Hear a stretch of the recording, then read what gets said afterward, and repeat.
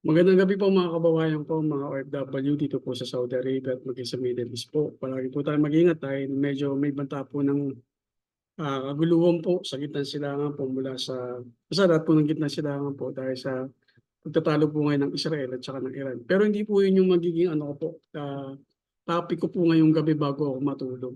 Bago ako matulog, napadaan po ako sa YouTube tapos tinitignan ko po, may napanood po ako tungkol kay Roque. Ano na po bang kalagayan ni Roque? Nasaan na po ba siya? Nasaan na po ba siya?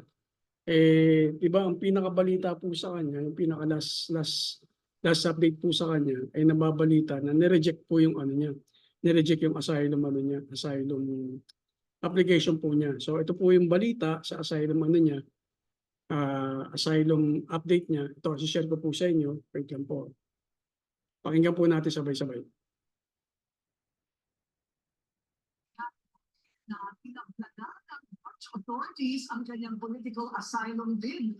Sa katunayan na binigyan na nga siya ng national ID ng the Netherlands. Narito ang agenda report ni Joash Malikbang.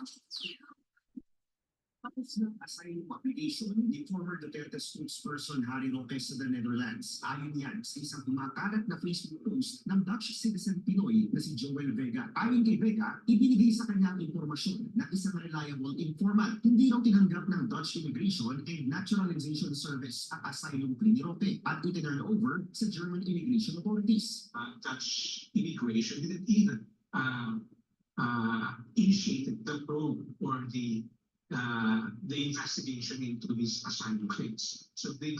So yan po yung yan po yung nagsabi na-reject na po yung yung asylum application ni Roque sa Netherlands. Pero wala pa pong confirmation kaya dito po sa bigyan po natin ng credit yung billionario.com.ph po.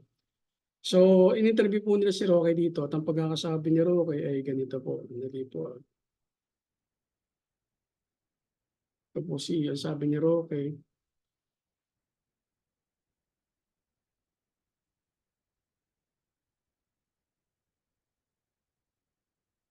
Confirmation sa Department of Justice. Pero wala pa itong sagot sa ngayon. Pauna lang sinabi ng ahensya na nakikipag-ugnayan na sila sa iba't ibang diplomatic channels. Kabilang na dyan ang Interpol. Pero habang pending ang kanyang asylum application, mahihirapan daw ang mga otoridad na pauwiin si Roque sa bansa. Nahaharap si Roque sa isang qualified trafficking charge.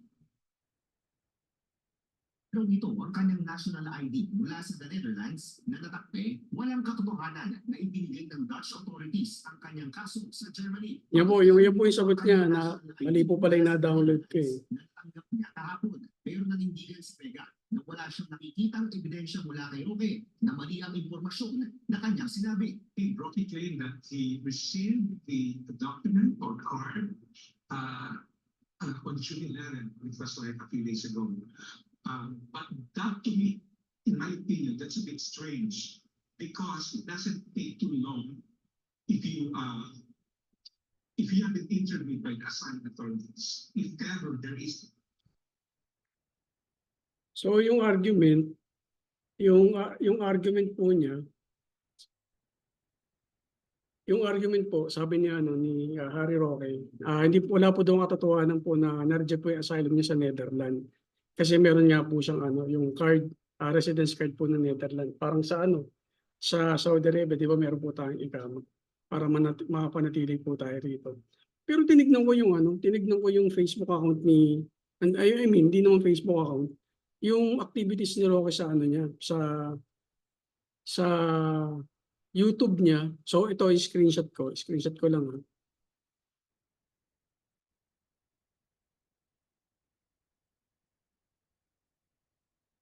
Medyo hindi yata maganda yung pagkaka-screenshot. Ilan po .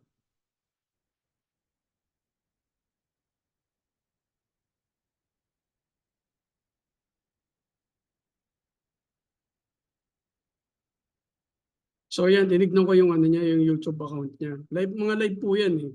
So nang in-interview siya ng billionaire.com.news.ph, parang ganun po. Interview po siya ni Corina Sanchez. Kung hindi totoo yung sinasabi niya na hindi na-reject yung asylum application niya at pinababalik siya sa Germany. Ito po yung ano niya, ito po yung itinerary po niya. The day po na lumabas po yung balita na reject yung asylum application po niya. Wala na po siya sa sa Netherlands.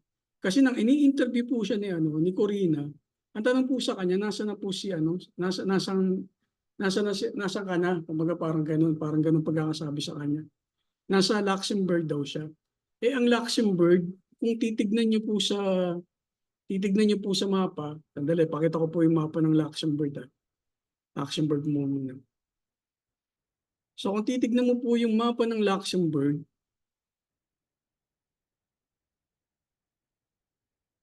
wait po, wait.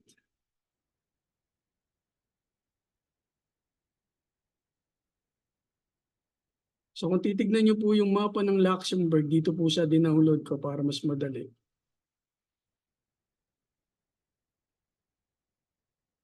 Ito po, sana nakikita to, at hindi palpak yung pagkakaano ko. So ang Luxembourg po ito, nasa gilid po siya, nasa ibaba po siya ng Belgium. Ang Netherlands, dito po siya galing sa Netherlands. Tapos the day na sinabihan po siya na rejected yung asylum application po niya, ang pagkakasabi po sa balita, parang inescortan po siya papunta po ng Germany o pinababalik siya sa Germany. So from Netherlands, nang ini-interview na siya the day before, after, nandito na po siya sa Luxembourg. Ayan. Tapos, currently, nasa Germany na po siya. For 3 days na po siya nasa Germany.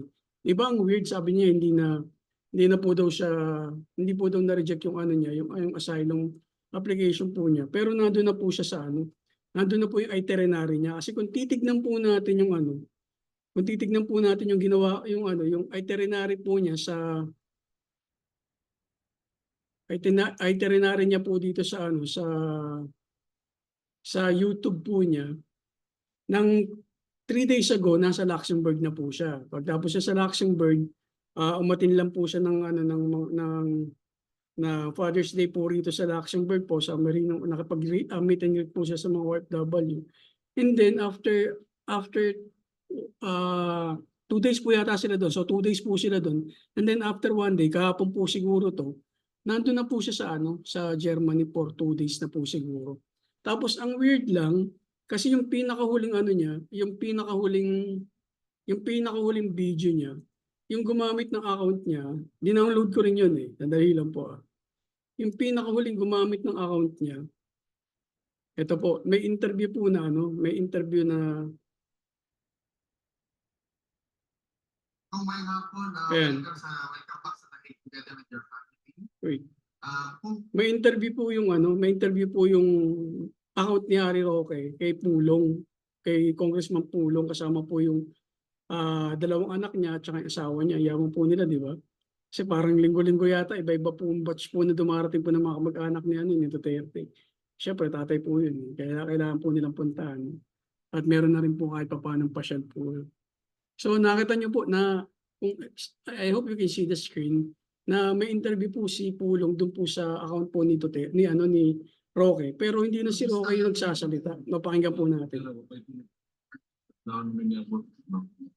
kung pamatagas sa taong bayan ko, kamusta po si tatay dito?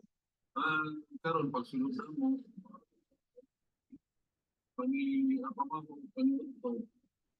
So tinignan ko po yun hanggang dulo Kung titignan nyo, isa lang po yung boses. pagkampo sa kalusugan President Terpin. Nagkasalamat sa inyo. Maraming salamat sir, welcome.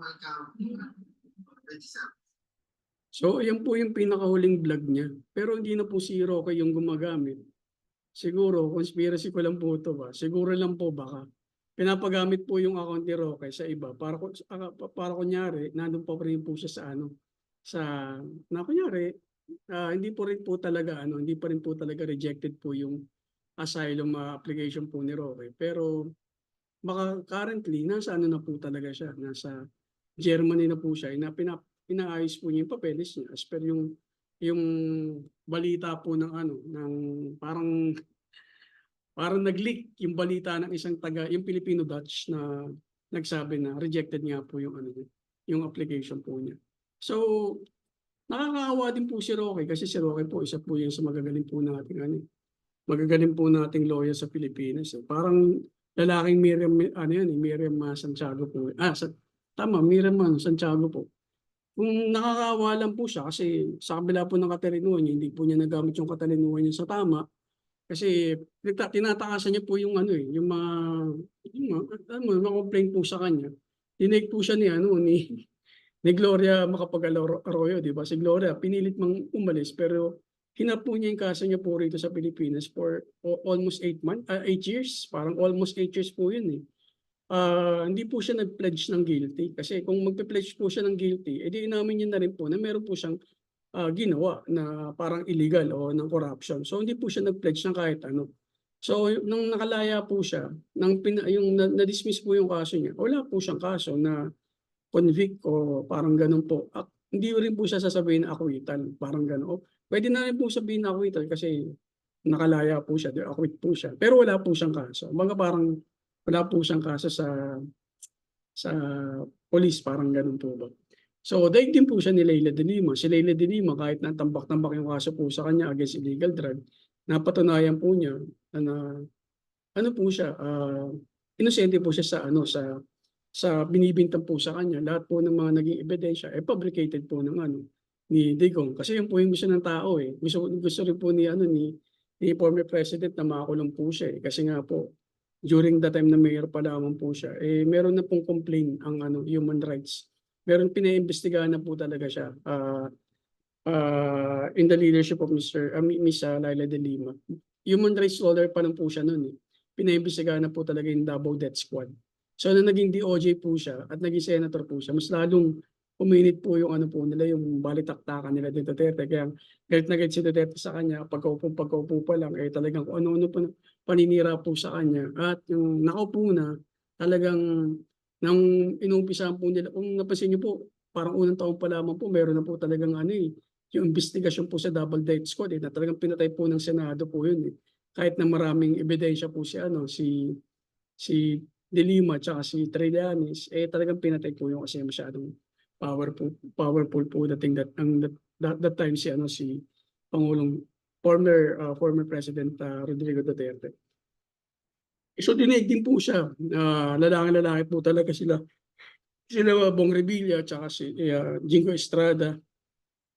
Maging yung matanda po nating senador ngayon na sabi po nga nila inabutan na po yung mga dinosaur, yung mga meme jokes po kay former Senator Enrile na nasangkot po sila sa pork barrel eh, 'di ba? Sama po dun si yung pork barrel queen si Napoles.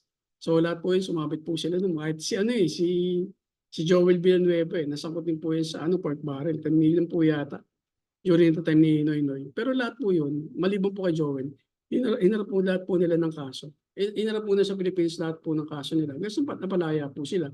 Although, hindi pa rin po pending cases pa rin po yata yung kay Estrada tsaka kay Bong Revilla po. O pinapabayad po sila yung halaga po na sinasabi po ng Sandigan Bayan.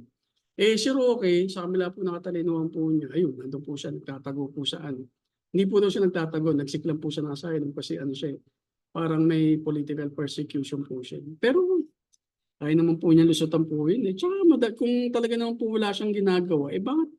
Di ba po ba't kailangan po magtago ng napakalayo kong bansa? Doon ka po sa European, kung saan galit na galit po dati si Pangulong Digong sa mga puti. Tapos diyan ka pa diyan ka pa po nagtago.